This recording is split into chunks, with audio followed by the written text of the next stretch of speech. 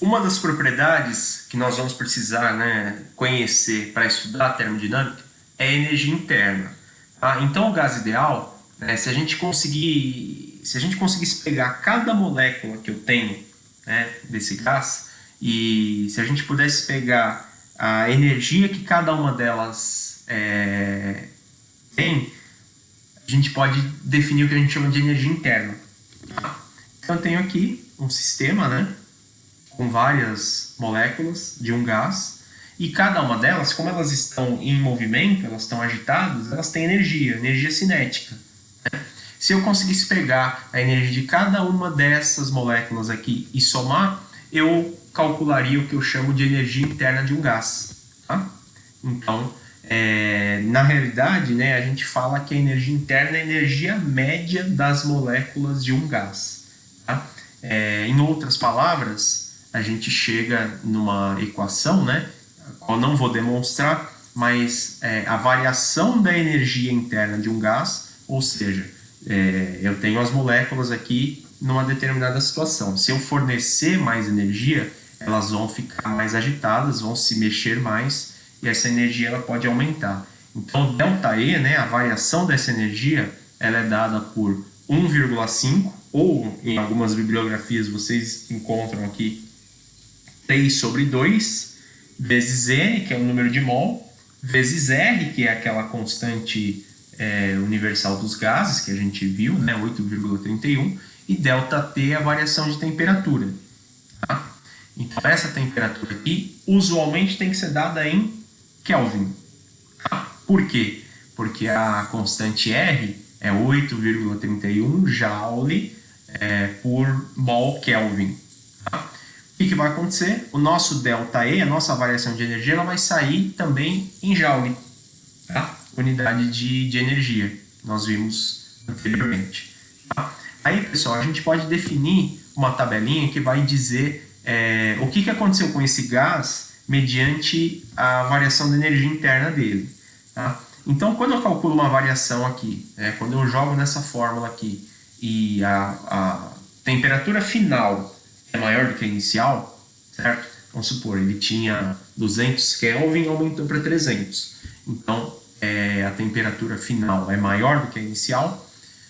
O que eu calculei aqui vai ter um sinal positivo, o que indica que se esse gás ganhou temperatura, ele se agitou mais, as moléculas espaçaram mais umas das outras, então ele se expandiu. Agora, se a temperatura final, por exemplo, é menor, calculei ali, ele passou de 200 para 100 Kelvin. Então, a hora que eu calculo isso aqui, dá um valor negativo, significa que o gás comprimiu, as moléculas ficaram mais próximas umas das outras. Agora, se eu calculo uma variação e dá zero, é porque as temperaturas final e inicial são iguais. Então, o gás se manteve da forma normal. Tá? Vamos ver um exemplo aqui. Tá? Descubra a variação de energia interna sofrida por 10 mol de um gás considerado ideal, sabendo que se a temperatura passou de 27 para 127 graus Celsius e adote o R igual a 8,31 Joule por mol. Esse exercício aqui eu já deixei resolvido, tá? Mas basicamente o que a gente vai precisar fazer é usar essa fórmula aqui. Eu vou fazer 1,5 vezes 10, que é o número de mol, vezes a constante universal dos gases, que é 8,31, que foi passada, vezes a variação da temperatura. A temperatura aqui, gente, está em Celsius. Tá? Tanto a final quanto a inicial estão em Celsius. Mas existe uma relação importante que nós vimos lá atrás, e a variação de temperatura, ou seja, a final menos a inicial para Celsius, é a mesma para Kelvin. Então, se eu transformar isso aqui para Kelvin, isso aqui também para Kelvin, eu vou até ter um retrabalho, porque simplesmente a variação 127 menos 27 dá 100, certo? Que seria a variação dele somente em Celsius. Se eu passo isso para Kelvin, tá? Eu teria que somar 273 em cada um, a variação continua dando 100. Então, percebam que eu só precisaria transformar esses caras aqui se eu não estivesse considerando variação. Tá? Então, no caso, a variação é 100. Na nossa fórmula vai ficar 1,5 vezes 10, né, que é o número de mol, o 1,5 é da própria fórmula, né?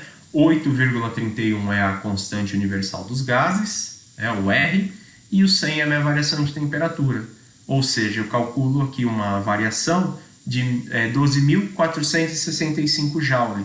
Ou seja, né, se a gente pegar essa tabelinha aqui, ó, a gente vai perceber que como o sinal é positivo, esse gás se expandiu, ok?